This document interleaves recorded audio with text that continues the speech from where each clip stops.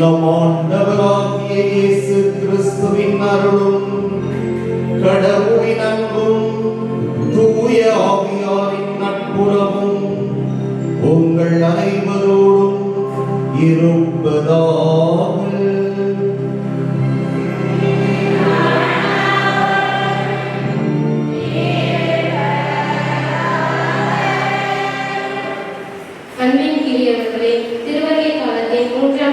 மகிழ்ச்சி ஞாயிறு என்று அழைக்கப்படுகின்றது. இன்றைய ஞாயிறு வழிபாட்டின் வாசகங்கள் அனைத்தும் மகிழ்ச்சியை மையமாக கொண்டு ஆண்டவரோடு இணைந்து என்று மகிழ அழைக்கின்றது. ஆண்டவர் இயேசு தண்டனை தீர்ப்பை தள்ளிவிட வந்தவர், பயத்தை போக்க வந்தவர், சோர்வை அகற்ற வந்தவர், மீட்பளிக்க வந்தவர், நம் நடுவில் குடிகொள்ள வந்தவர், தன் அன்பினால் புத்துயிர் அளிக்க வந்தவர், கவலையை ஒழிக்க வந்தவர், நமக்கு மகிழ்ச்சியூட்ட வந்தவர். ஆண்டவரின் பிறப்புக்காக நம்மையே தயாரிக்கும் இந்நாளில் பலவித கவலைகளோடும் நோய்களோடும் ஏமாற்றத்தோடும் சோர்வடைந்துள்ள நம் உள்ளத்தை இறை மகிழ்ச்சியால் புத்துயிர் அளிப்போம். நாம் கொண்டாடவிருக்கும் கிறிஸ்துமஸ் திருவிழா இழந்து போன நம் மகிழ்ச்சியை இரட்டிப்பாக்கட்டும். பிரச்சனைகளுடன் வாழும் நம் வாழ்வை சீராக்கட்டும். இவ்வுலகம் தரும் துன்பங்களும் இன்பங்களும் நிலையானவை இல்லை என்று தருவோம். ஆண்டவர் அளிக்கும் இன்பங்கள் நிரந்தரமானவை. நாம் படும் அனைத்து துன்பங்களுக்கும் தீர்வு அவரிடமே உள்ளது என்று உணர்ந்து மகிழ்ச்சியின் ஒளியேற்றி இன்றைய ஞாயிறு வழிபாட்டை தொடங்குவோம். நம் ஒவ்வொருவரையும் ஒவ்வொரு குடும்பத்தையும் ஆண்டவர் நம் மகிழ்ச்சியால் நிரப்பின வரம் வேண்டி பக்தியுடன் திருப்பலியில் இணைவோம்.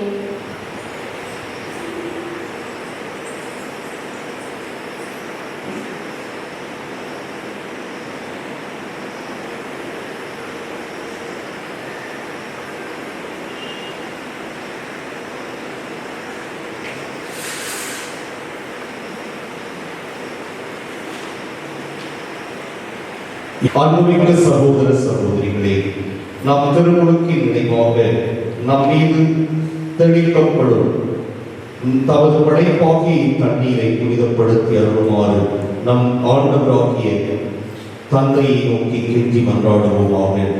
அவரே நமக்கு உதவி அளித்து நாம் பெற்றுக்கொண்ட தூய ஆவிக்கு உண்மை உள்ளவர்களாய் நிலைத்திருக்க அருள்வாராக.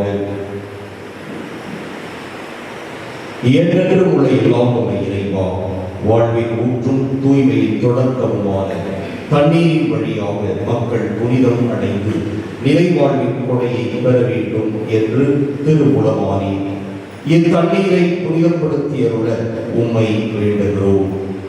ஆண்டவரே, உமது நாளாகிய இன்று உமது அருட்காவலை பெற விரும்புகிறோம். வாழ்வழிக்கும் உமது அருமை ஊற்றினை எம்மில் புதுப்பித்தருளும். இத்தண்ணீரினால் எங்கள் உள்ளத்தையும் உடலையும் தீமை அனைத்திலிருந்தும் காத்தருள்வீராக. இவ்வாறு நாங்கள் தூய இதயத்துடன் உம்மை அணுகி வரவும் உமது மீட்பை பெற்றுக்கொள்ளவும் தகுதி பெறுவோமாக. எங்கள் ஆண்டவராகிய கிறிஸ்து வழியாக உம்மை மன்றாடுகிறோம். எல்லாம் உள்ள இறைவா, தண்ணீர் வளம் பெற அதை உப்பிட வேண்டும் என்று இறைவாக்கினர் எலிசா வழியாக கற்பித்தீர்.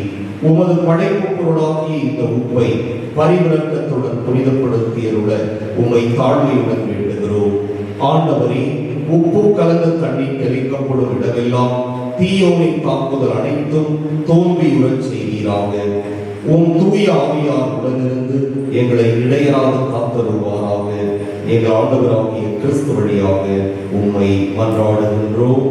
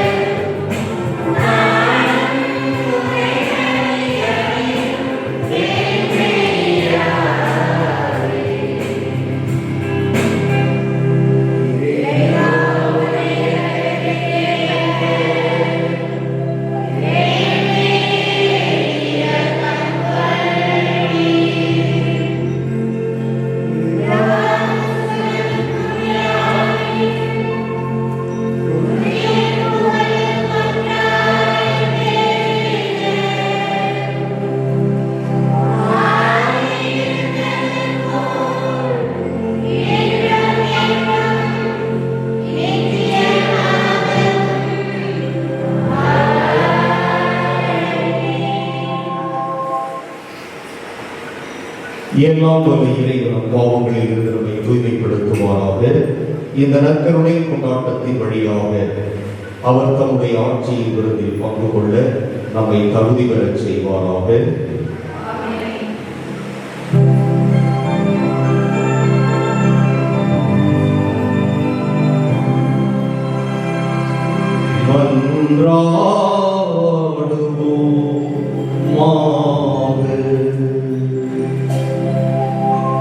இறைவா, இயேசுவின் பிறப்பு பெருவிழாவை அவருடன் எதிர்பார்த்திருக்கும் மக்களை நீர் கண்ணோக்குகின்றீர். அதனால் இத்தகைய மாபெரும் மீட்பின் மகிழ்வுக்கு நாங்கள் வந்து சேரவும் இதை பெருமகிழ்வோடும் மேலான வேண்டலோடும் என்றுமே கொண்டாடவும் ஆற்றல் பெற அருள் புரிவீராக. உம்மோடு தூயாவியாரின் ஒன்றிப்பில் இறைவனாய் என்றென்றும் வாழ்ந்து ஆட்சி செய்கின்ற அவர் வழியாக உம்மை மன்றாடுகின்றோம்.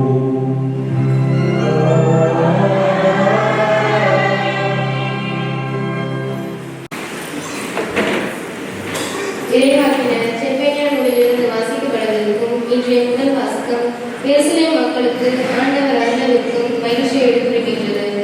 மகிழ்ந்த ஆர்ப்பரி, அஞ்சாதே, சோர்வடையாதே, ஆண்டவர் உன்னடவில் உனக்கு புத்துயிர் அளிப்பார் என்ற நம்பிக்கையூட்டும் இறைவார்த்தையை கவனமுடன் கேட்டு ஆண்டவரின் நம் மகிழ்ச்சியை தேடுவோம். அவர் தரும் மகிழ்ச்சியால் நம் மனதினை நிரப்புவோம். முதல் வாசகம். உன் பொருட்டு ஆண்டவர் மகிழ்ந்து களி கூறுவார். இறைவாக்கினர் செப்பேனியா நூலிலிருந்து வாசகம். அதிகாரம் 3 இறைவசனங்கள் 14 முதல் 17 வரை. மகளே சீயோன், மகிழ்ச்சியால் ஆர்ப்பரி, இஸ்ரேலை ஆரவாரம் செய். மகளே எஸ்ரேல், உன் முழு உள்ளத்தோடும் அகமகிழ்ந்து அக்களி. ஆண்டவர் உன் தண்டனை தீர்ப்பை தள்ளிவிட்டார், உன் பகைவர்களை அப்புறப்படுத்தினார். இஸ்ரேலின் அரசராகிய ஆண்டவர் உன் நடுவில் இருக்கின்றார். நீ இனி எந்த தீங்கிற்கும் அஞ்ச மாட்டாய். அந்நாளில் எருசலேமை நோக்கி இவ்வாறு கூறப்படும். சீயோனே, அஞ்ச வேண்டாம், உன் கைகள் சோர்வடைய வேண்டாம். உன் கடவுளாகிய ஆண்டவர் உன் நடுவில் இருக்கின்றார். அவர் மாவீரர், மீட்பு அளிப்பவர். உன் பொருட்டு அவர் மகிழ்ந்து களி கூறுவார். தம் அன்பினால் உனக்கு புத்துயிர் அளிப்பார். உன்னை குறித்து மகிழ்ந்து ஆடி பாடுவார். ஆண்டவர் வழங்கும் அருள்வாக்கு.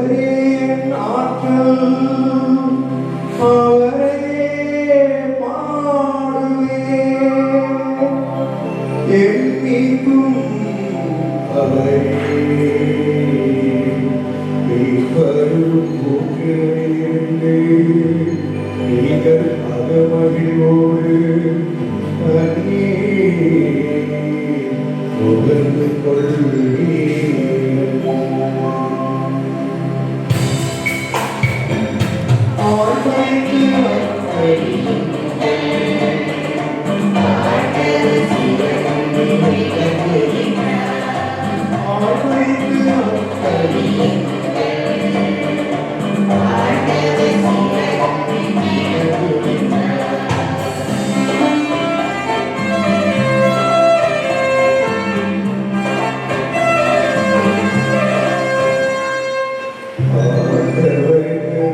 செல்லுங்கள். அவர் திருப்பெயரை போற்றுங்கள். மக்களிடையே அவர் செயல்களை அறிவியுங்கள். அவர் திருப்பெயர் உயர்ந்தே என பரிசாற்றுங்கள்.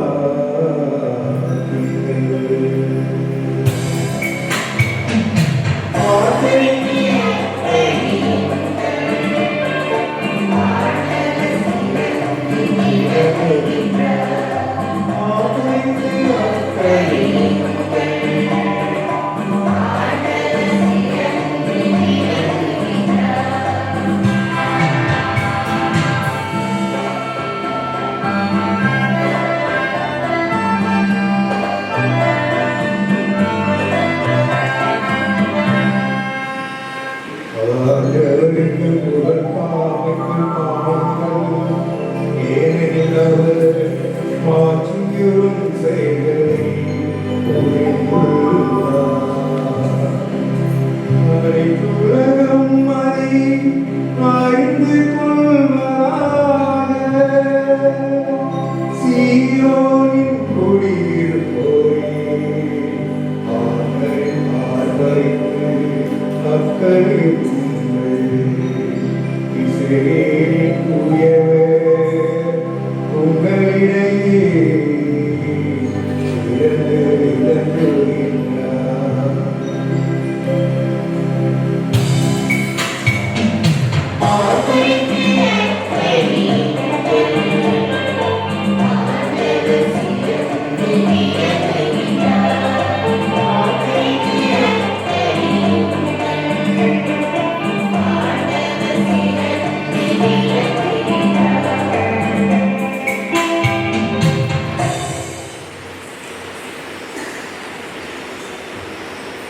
ஆண்டவரின் வரத்தை உணர்விக்கும் புனித பவுல் நன்றி இறைவேண்டல் மன்றாட்டு வழியாக நம் விண்ணப்பத்தை ஆண்டவரிடம் ஒப்படைத்து ஆண்டவரின் இறை அமைதியை பெற்று ஆண்டவரின் அகமையில அழைப்பு விடுகின்றார். இவ்வாசகத்தை கேட்டு ஆண்டவரின் அகமையிலும் வர வேண்டுவோம். இரண்டாம் வாசகம். ஆண்டவர் அண்மையில் உள்ளார். திருத்தூதர் பவுல் பிலிப்பியர் எழுதிய திருமுகத்திலிருந்து வாசகம். அதிகாரம் 4 இறை வார்த்தைகள் 4 முதல் 7 வரை. சகோதர சகோதரிகளே, ஆண்டவரோடு இணைந்து என்று மகிழுங்கள். மீண்டும் கூறுகிறேன், மகிழுங்கள். கனிந்த உங்கள் உள்ளம் எல்லா மனிதருக்கும் தெரிந்திருக்கட்டும். ஆண்டவர் அண்மையில் உள்ளார். எதை பற்றியும் கவலைப்பட வேண்டாம். ஆனால் நன்றியோடு கூடிய இறைவேண்டல் மன்றாட்டு ஆகிய அனைத்தின் வழியாகவும் கடவுளிடம் உங்கள் விண்ணப்பங்களை தெரிவியுங்கள். அப்பொழுது அறிவெல்லாம் கடந்த இறை அமைதி கிறிஸ்து இயேசுவோடு இணையுள்ள உங்கள் உள்ளதையும் மனதையும் பாதுகாக்கும். இது ஆண்டவரின் நல்வாக்கு.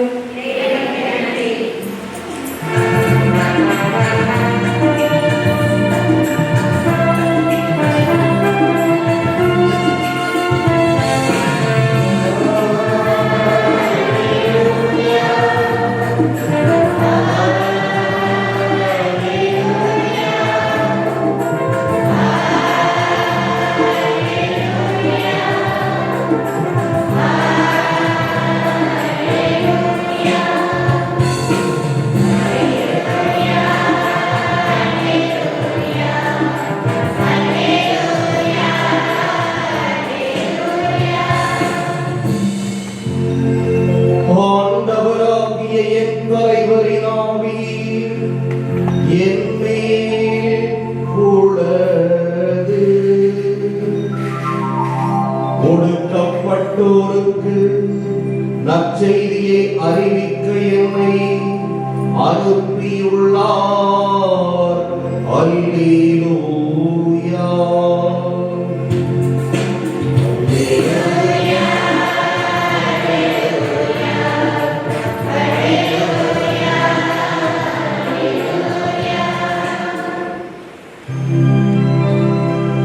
ஆண்டவர் உங்களோடு இருப்பாராக.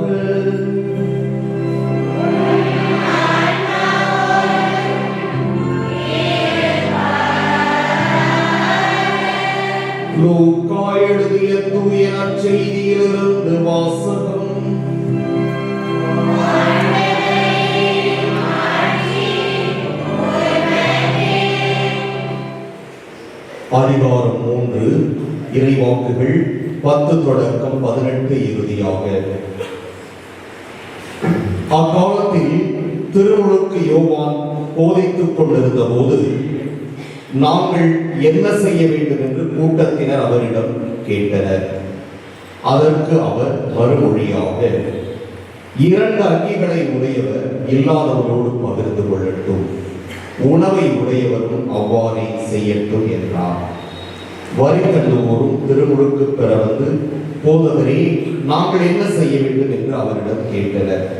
அவர், உங்களுக்கு குறிக்கப்பட்ட தொகைக்கு அதிகமாக எதையும் தண்டாதீர்கள் என்றார். படை வீரரும் அவரை நோக்கி, நாங்கள் என்ன செய்ய வேண்டும் என்று கேட்டனர். அவர், நீங்கள் எவரையும் அச்சுறுத்தி பணம் பறிக்காதீர்கள், யார் மீதும் பொய் குற்றம் சுமத்தாதீர்கள், உங்கள் ஊதியமே போதும் என்று இருங்கள் என்றார். அக்காலத்தில் மக்கள் மீட்பரை எதிர்பார்த்துக் கொண்டிருந்தார்கள். ஒருவேளை யோவான் மெசியாவாக இருப்பாரோ என்று எல்லாரும் தங்களுக்குள் எண்ணிக்கொண்டிருந்தார்கள். யோவான் அவர்கள் அனைவரையும் பார்த்து, நான் தண்ணீரால் உங்களுக்கு திருமுழுக்கு கொடுக்கிறேன், ஆனால் என்னை விட வலிமிக்க ஒருவர் வருகிறார், அவருடைய மிதியடிவாரை அமைக்க கூட எனக்கு தகுதி இல்லை. அவர் தூய ஆவி என்னும் நெருப்பால் உங்களுக்கு திருமுழுக்கு கொடுப்பார். அவர் சுளகை தம் கையில் கொண்டு கோதுமையையும் பதரையும் பிரித்தெடுப்பார். கோதுமையை தம் களஞ்சியத்தில் சேர்ப்பார், பதரையோ அணையா நெருப்பிலிட்டு சுட்டரிப்பார் என்றார்.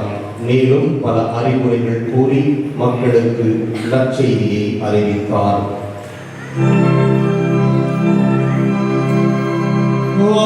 ஆண்டவரின் அருள்வாக்கு.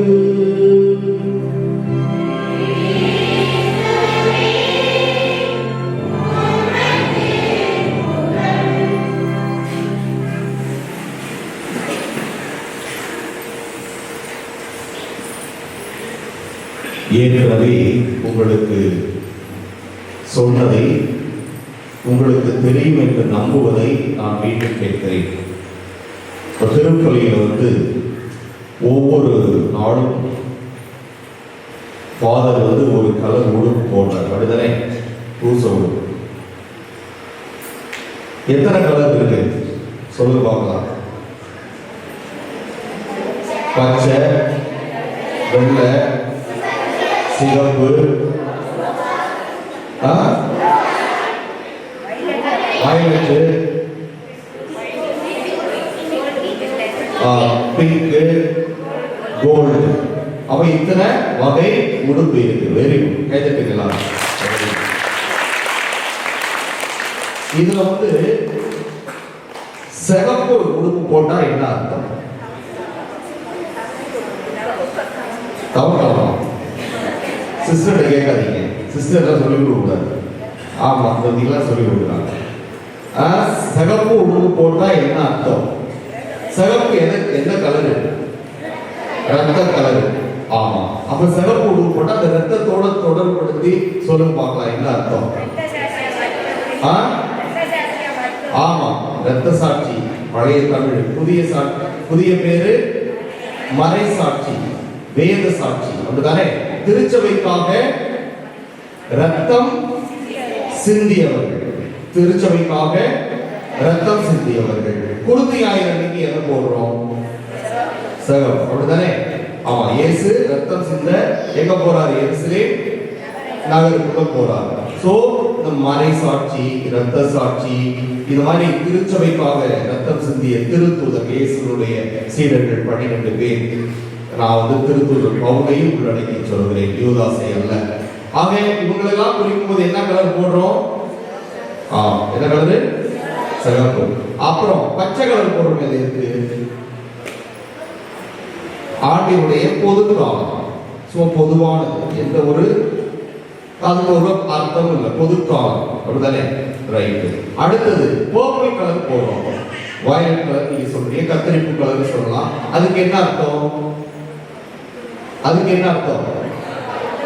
ஆ? புரியல, ஒருத்தர் சொல்லுங்க. ஒருத்தர் சொல்லணும்னா தெரியல, ஏன்னா அடுத்தவங்க சொல்றது கேட்டுட்டு கூட்டத்தில் கோயிந்தா போடுறது. சொல்லுங்க, பர்பிள் கலர் போட்டா தவக்காலம் அர்த்தமா? சோகம்னு அர்த்தம், துக்கம்னு அர்த்தம். என்ன அர்த்தம்? சோகம், துக்கம்னு அர்த்தம். அதுதான் கத்திரிப்பு கலர் திருச்சபையில நமக்கு சொல்லி இருக்கிறாங்க. அப்ப தவக்காலம் அது வந்து சோகத்தின் காலமா? என்ன காலம்? சோகம், அப்படிதானே? யாராவது இறந்துட்டாங்கன்னா என்ன போடுறோம்? இறந்துட்டாங்க, அந்த சாவு பூசை போடும்போது வைக்கும்போது ஃபாதர் எந்த கலர் போடுறாரு? பர்பிள் கலர் போடுறாரு. அது இறப்பு வந்து சோகத்தை குறிக்கிறது, ஒரு துக்கத்தை குறிக்கிறது. இந்த மாதிரி பண்ணும்போது பர்பிள் கலர் போடுறோம். அடுத்ததாக உயிர்ப்பு காலம், வெள்ளை கலர் நம்ம போடுறோம். உயிர்ப்பு காலத்துக்கு என்ன போடுறோம்? வெள்ளை கலர் போடுறோம். மாதாவுக்கு வெள்ளை கலர் போடுறோம். இந்த வெள்ளை கலர் போட வேண்டிய சமயங்கள்ல அது ஒரு பெரிய திருவிழாவா இருந்தா அதுக்கு பதிலாக கோல்டு கலர் போடுறோம். ஏன்னா நம்ம ரொம்ப கொண்டாட்டத்தை வெளிப்படுத்துவதற்காக, மகிழ்ச்சி வெளிப்படுத்துவதற்காக. ஆனா இன்னைக்கு சாமியார் என்ன கலர் போட்டுருக்காரு? என்ன கலரு? Pink colour. என்ன அது வித்தியாசமா ஒரு கலர் போட்டிருக்காரு? இது என்ன காரணம் சொல்லுங்க பார்க்கலாம்.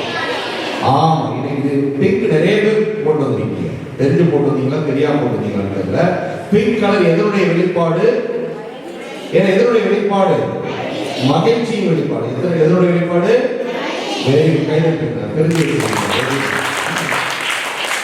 ஆக இந்த திருவருகை காலத்தினுடைய 3வது ஞாயிறு மகிழ்ச்சியின் ஞாயிறு. மகிழ்ச்சியின் ஞாயிறு அதை வெளிப்படுத்துவதுமாக தான் இன்னைக்கு என்ன கலர் மெழுகுதிரி ஏற்றணும்? ஆமா, போன வாரம் முதல் வாரம் என்ன கலர் ஏற்றிருக்கிறோம்? கத்திரிப்பு கலர், பர்பிள் கலர் ஏற்றிருக்கிறோம். இப்ப பிங்க் கலர் ஏற்றிருக்கிறோம். மகிழ்ச்சி. அந்த மகிழ்ச்சியை பற்றிய நற்செய்தி தான் இன்றைய வாசகங்கள் எல்லாமே. இன்றைய வாசகங்கள் எல்லாமே மகளை சீரோன், மகிழ்ச்சியால் ஆர்ப்பரி. முதல் வாசகமே பார்க்கிறோம், செப்பனியாவில் இருந்து வாசிக்கப்படுது, மகிழ்ச்சியால் ஆர்ப்பரி. ஆக ஆண்டவரோடு இணைந்து என்றும் மகிழுங்கள். 2ஆம் வாசகம் அதே மாதிரி பார்க்கிறோம், எல்லாமே மகிழ்ச்சியை பற்றி பேசுகிறது. ஏன் மகிழ்ச்சியை பற்றி பேசுகிறது சொல்ல பார்க்கலாம். கிறிஸ்துவின் வருகை பற்றி நமக்கு சொல்லப்படுது. ஒரு உதாரணம் உங்களுக்கு சொல்றேன். ஒரு பெரிய குடிகாரன் குடிச்சு குடும்பத்தை அழிச்சு நுரையீரல் உள்ள இருக்கிற எல்லாம் அவுத்து சாவுற தருவாயில கிடக்குறான். அவ மனைவி விழுந்து அடிச்சுக்கிறாங்க, அம்மா விழுந்து அடிச்சுக்கிறாங்க, அப்பா விழுந்து அடிச்சுக்கிறாங்க. ஆஸ்பத்திரியில ஐசியூல இருக்கிறானே அப்படின்னு சொல்லிட்டு எல்லாரும் கோயில போய் வேண்டுறாங்க, அழுது புலம்புறாங்க, ஜெபிக்கிறாங்க, எல்லாம் செய்யறாங்க. இவங்களுடைய வேண்டுதலையும் புலம்பலையும் அழுகையையும் பார்த்த ஆண்டவர் அவன் மீது கனிவு கொள்ளுகிறார். எதிர்பாராத விதமாக கொஞ்சம் கொஞ்சமா குணமாகிறான். அப்ப டாக்டர் கடைசியில் சொல்றாரு, நல்லா குணமாயிட்டு வருது, அவன் சீக்கிரமா குணமாயி வீட்டுக்கு நீங்க கூட்டிட்டு போலாம் சொல்லும் போது இது மகிழ்ச்சியான செய்தியா துக்கமான செய்தியா? மகிழ்ச்சியான செய்தி, மகிழ்ச்சியான செய்தி.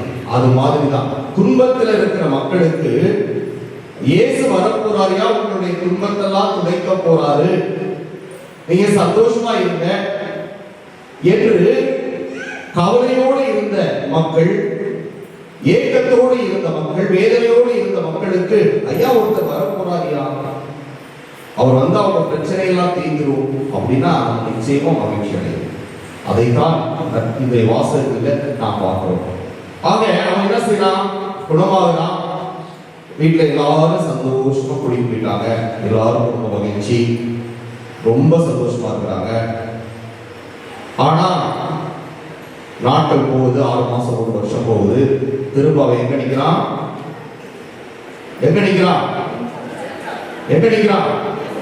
டாஸ்மாக்ல நிக்கிறான். எங்க நிக்கிறான்? டாஸ்மாக்ல நிக்கிறான். அப்ப திரும்ப குடும்பத்தை எங்க கொண்டு போகிறான்? துன்பத்துக்கு கொண்டு போகிறான். திரும்ப மனைவி, அம்மா, அப்பா, பிள்ளைகள் எல்லோரையும் எங்கே கூட்டிட்டு போகிறான்? துன்பத்துக்கும் துயரத்துக்கும் வேதனைக்கு கூட்டிட்டு போறதுக்கு எங்க போய் அடி எடுத்து வச்சிருக்கான்? டாஸ்மாக் போய் கார் எடுத்து வச்சிருக்கான்.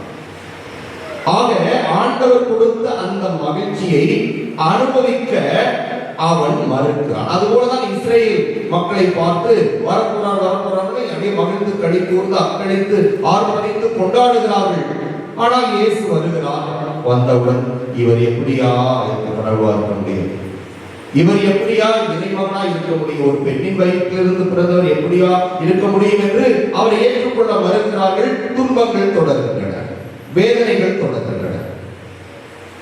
ஆக அந்த இளைஞருக்கு சுகத்தை கொடுத்த ஆண்டவர், அந்த குடும்பத்திற்கு மகிழ்ச்சியை கொடுத்த ஆண்டவர் அவருக்கு நன்றி சொல்லிவிட்டு அந்த மகிழ்ச்சி எப்படி நிலைத்திருக்க வேண்டும், எப்படி தொடர்ந்து அந்த மகிழ்ச்சியை தன்னுடைய குடும்பத்திற்கு எடுத்துச் செல்ல வேண்டும், குடும்பத்தில் இருக்கின்ற உறுப்பினர்களுக்கு அதை ஒரு நிலையான மகிழ்ச்சியாக்க வேண்டும் என்பதை பற்றி யோசிக்காமல் டாஸ்மாக்ல போய் நின்று திரும்பவும் சோகத்தை தழுவ ஆரம்பிக்கிற மாதிரி இன்றைக்கு எத்தனையோ ஒவ்வொரு ஆண்டும் நாம் கிறிஸ்து பிறப்பு பெருவிழாவை கொண்டாடுகிறோம்.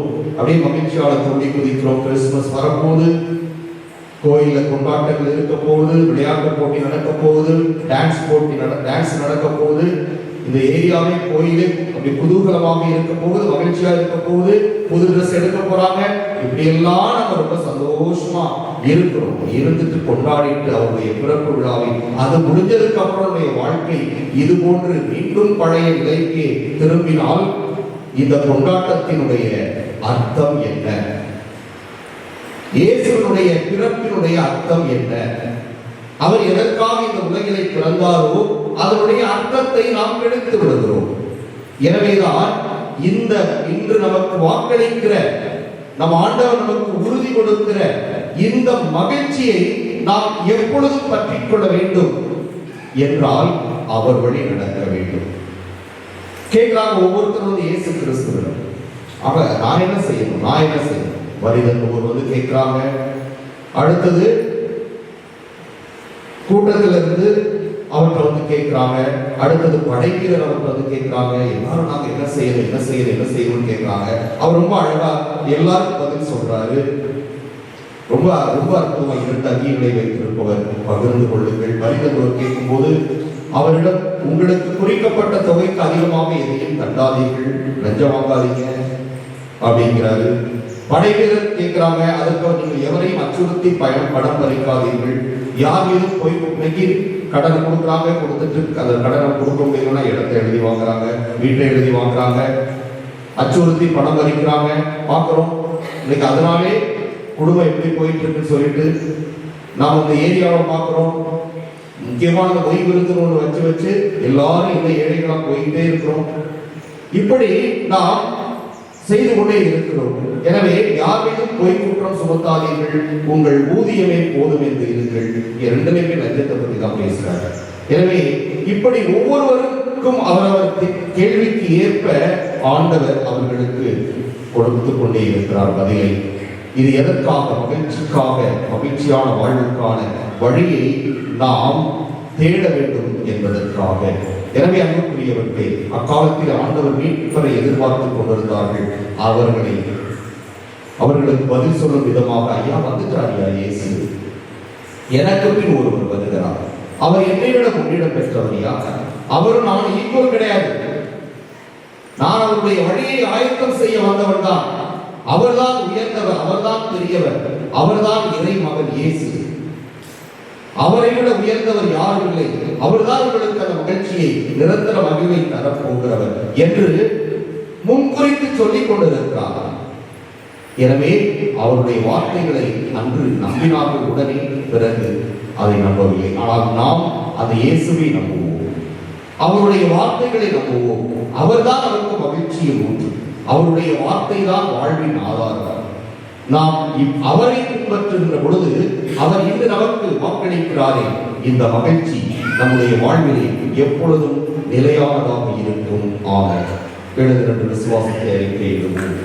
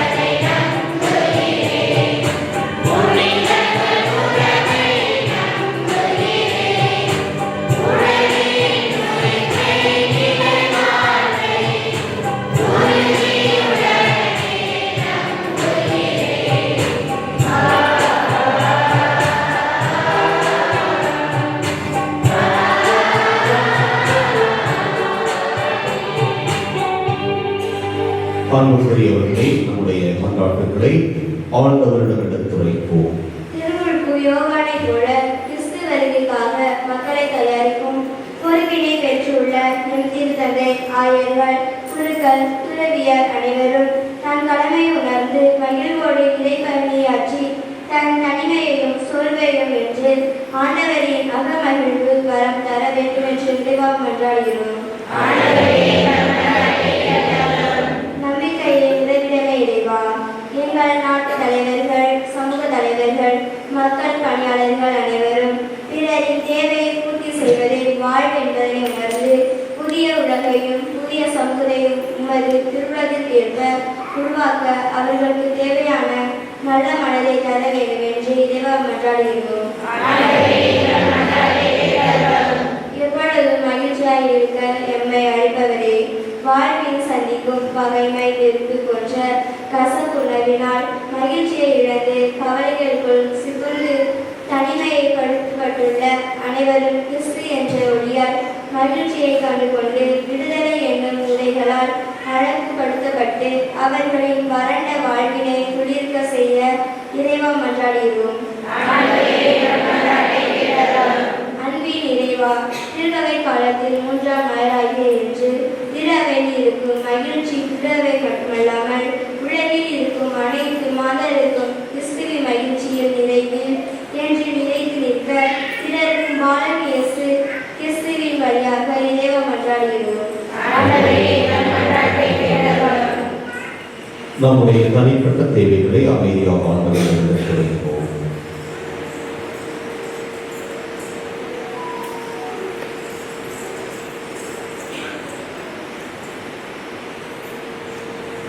மன்றாடுவோமாக. எங்கள் புகழ்தமும் வருமாக இறைவா, எங்களிடம் இறை உணர்வை தூண்டி எழுப்புகிறவர் நீரே. உம்முடைய மக்களின் ஒழுக்கமான மன்றாட்டுக்களை ஏற்று நிறைவு செய்ய வேண்டும் என்று எங்கள் ஆண்டவர் கிறிஸ்து வழியாக மன்றாடுகின்றோம்.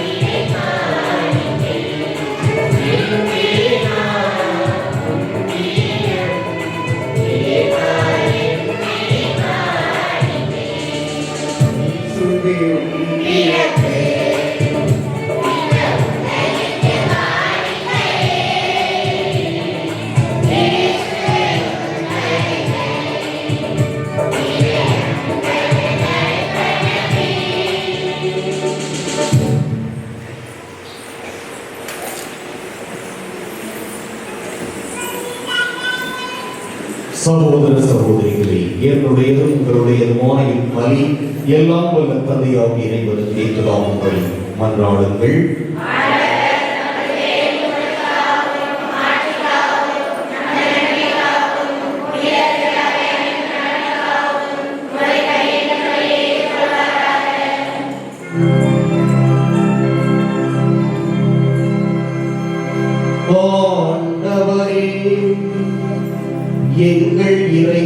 அவற்றின் பரிபொருளை இடைவிடாது உமக்கு பலியாக ஒப்புக் கொடுக்கின்றோம். நீர் நிறுவிய தூய மறை நிகழ்வுகளை இக்காணிக்கை நிறைவேற்றி உமது புயல்களில் ஆற்றலுடன் செயல்பட செய்வதாக எங்கள் ஆண்டவராகிய கிறிஸ்து வழியாக உம்மை மன்றாடுகின்றோம்.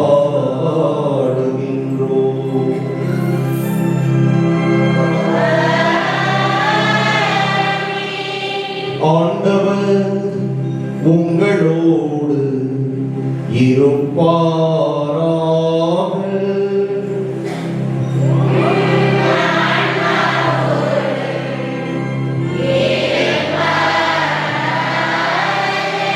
இதயங்களை மேலே எழுப்புங்கள்.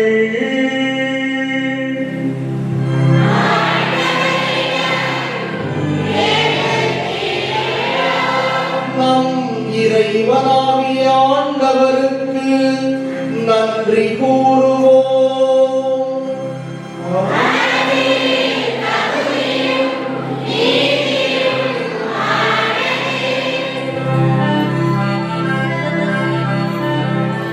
ஆண்டவரே தூயவரான தந்தையே, என்றும் உள்ள எல்லாம் வல்ல இறைவா, எங்கள் ஆண்டவராகிய கிறிஸ்து வழியாக எந்நாளும் எவ்விடத்திலும் நாங்கள் உமக்கு நன்றி செலுத்துவது மெய்யாகவே தகுதியும் நீதியும் ஆகும். எங்கள் கடமையும் மீட்புக்கு உரிய செயலுமாகும். இறைவாக்கினர் அனைவரின் திருவுரைகள் கிறிஸ்துவை முன்னறிவித்தன.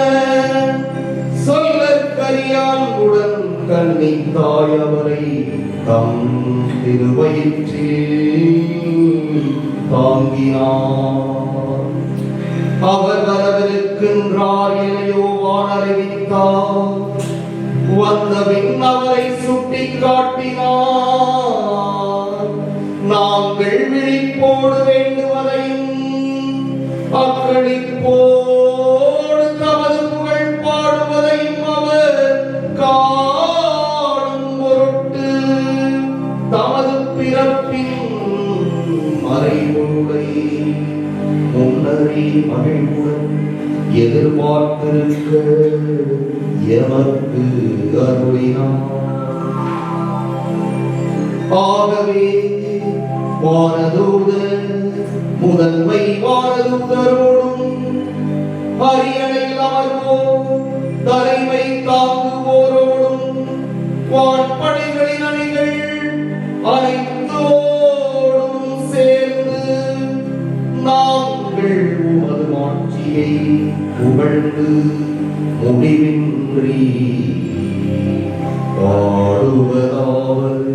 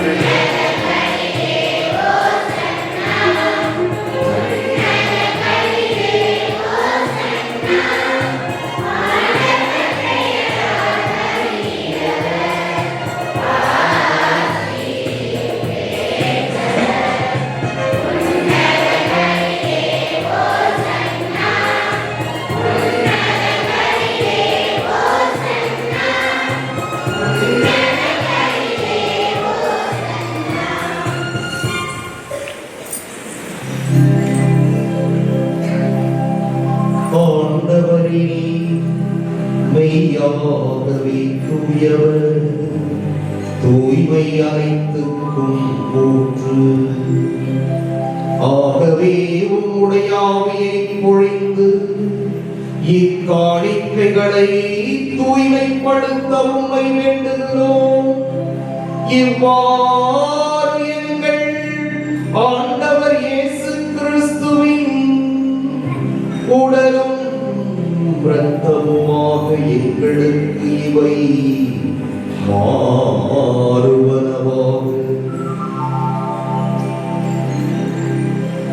அவர் பாடுபட உளம் கரைந்து தம்மை கையளித்த போது அப்பத்தை எடுத்து நன்றி செலுத்தி அதை பிட்டு தம் சீடர்களுக்கு அளித்து கூறியதாவது, அனைவரும் இதிலிருந்து பெற்று உண்ணுங்கள். ஏனெனில் உங்களுக்காக கையளிக்கப்படும் என் உடல்.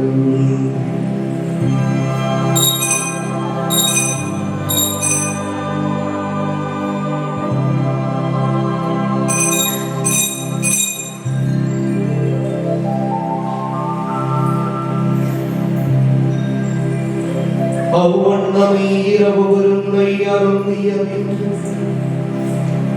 கிண்ணத்தையும் எடுத்து மீண்டும் உமக்கு நன்றி கூறி தம் சீடர்களுக்கு அளித்து அவர் கூறியதாவது, அனைவரும் இதிலிருந்து பெற்று பருகுங்கள். ஏனெனில் இது புதிய நிலையான உடன்படிக்கைக்கு உரிய என் இரத்தத்தில் கிண்ணம். இது பாவ மன்னிப்புக்கென்று உங்களுக்காகவும் பலருக்காகவும் சிந்தப்படும். இதை நினைவாக செய்யுங்கள்.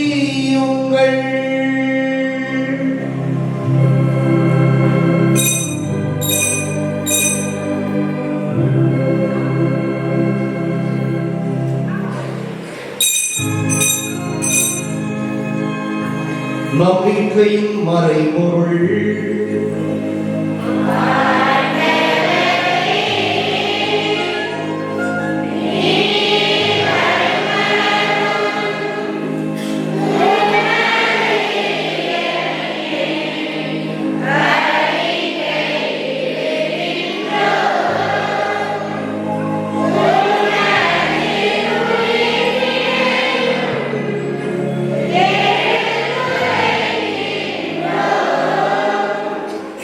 ஆகவே ஆண்டவரே, நாங்கள் கிறிஸ்துவின் இறப்பினையும் உயிர்ப்பினையும் நினைவு கூர்ந்து வாழ்வுதல் அப்பத்தை மீன்பளிக்கும் கிண்ணத்தையும் ஒப்புக் கொடுக்கின்றோம். உம் திருமுன் என்று உமக்கு ஊழியம் புரிய தகுந்தவர்கள் என எங்களை ஏற்றுக்கொண்டு எனவே உமக்கு நன்றி செலுத்துகிறோம். மேலும் கிறிஸ்துவின் உடலிலும் இரத்தத்திலும் பங்கு கொள்ளும் எங்களை தூய ஆவியாரோடு சேர்க்க வேண்டும் என உம்மை தாழ்மையுடன் கொண்டாடுகின்றோம். ஆண்டவரே, உலகெங்கும் பரவியிருக்கும் உமது திரு அவையை நினைவு கூர்ந்தருளும். எங்கள் திருத்தந்தை பிரான்சிஸ், எங்கள் ஆயர் சகாயராஜ், எல்லா திருநிலையினராக அனைவரோடும் உமது திரு அவை அன்பில் நிறைவு பெறச் செய்தருளும்.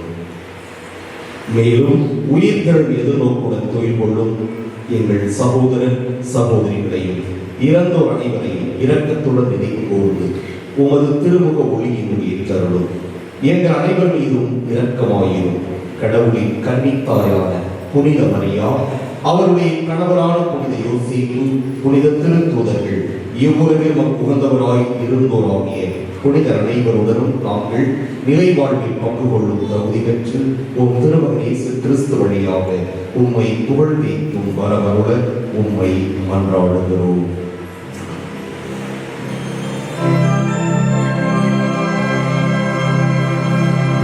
இவர் வழியாக இவரோடு இவரில் எல்லாம் வல்ல இறைவனாகிய தந்தை தூய ஆவியாரின் ஒன்றிப்பில் எல்லா புகழும் மாட்சியும் என்றென்றும் உமக்கு உரியதே.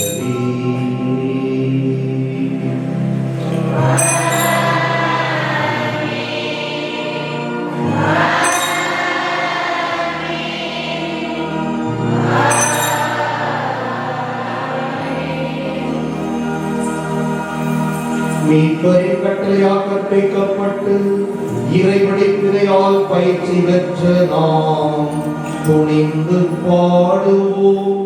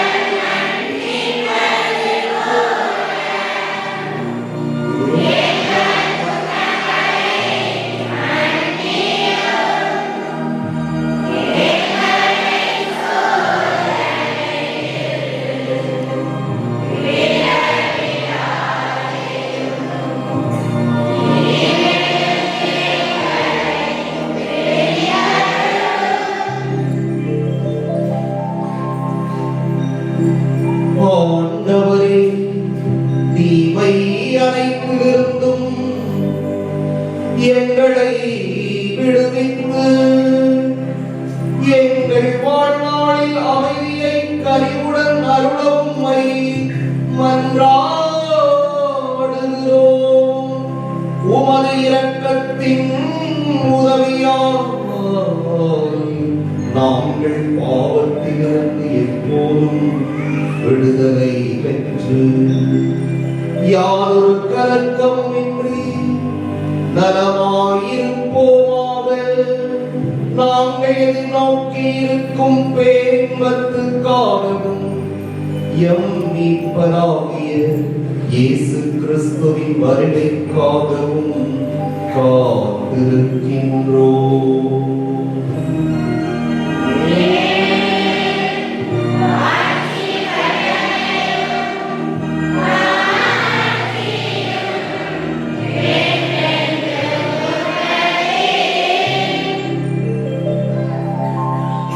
ஆண்டவரே இயேசு கிறிஸ்துவே, அமைதியை உங்களுக்கு விட்டுச் செல்கிறேன், என் அமைதியை உங்களுக்கு அளிக்கின்றேன் என்று உம் திருத்தூதர்களுக்கு மொழிந்தீரே. எங்கள் பாவங்களை பாராமல் உமது திருவையின் நம்பிக்கையை கண்ணோக்கி உமது திருவுளத்துக்கு ஏற்ப அதற்கு அமைதியையும் ஒற்றுமையையும் அளித்தருள்வீராக. என்றென்றும் வாழ்ந்து ஆட்சி செய்கின்றவர் நீரே.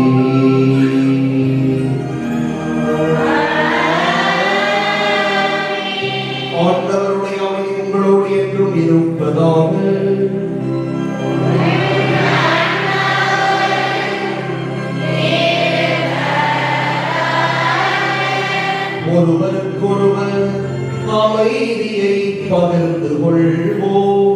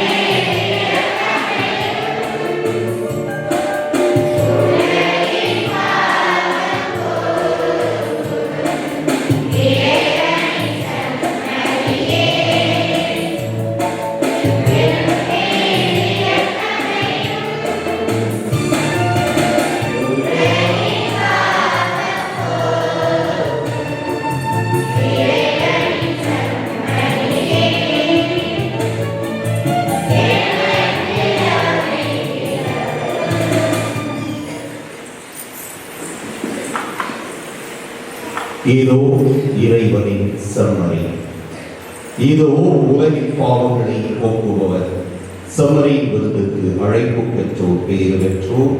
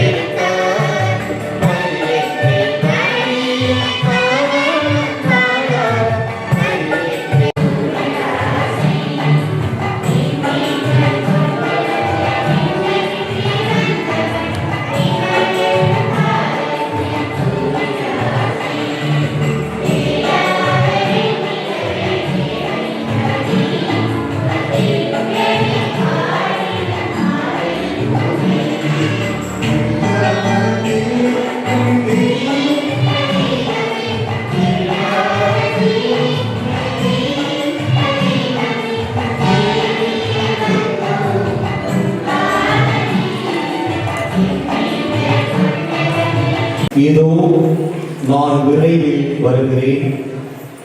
அவரவர் செயலுக்கு ஏற்ப அழைத்து கைமாறி என்னிடம் உள்ளது என்கிறார் ஆண்டவர்.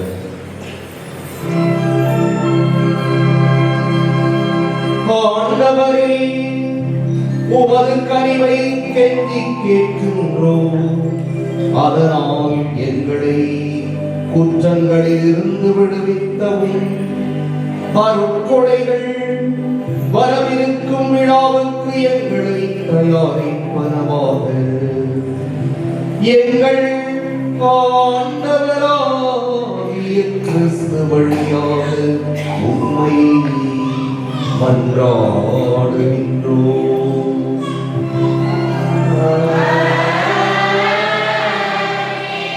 ஆண்டவர் உங்களோடு இருப்பாராக.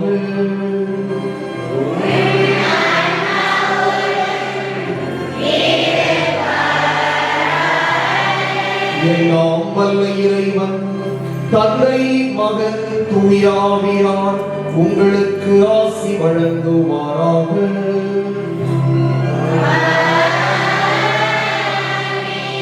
சென்று வருவோம், திருப்பலி நிறைவேற்று.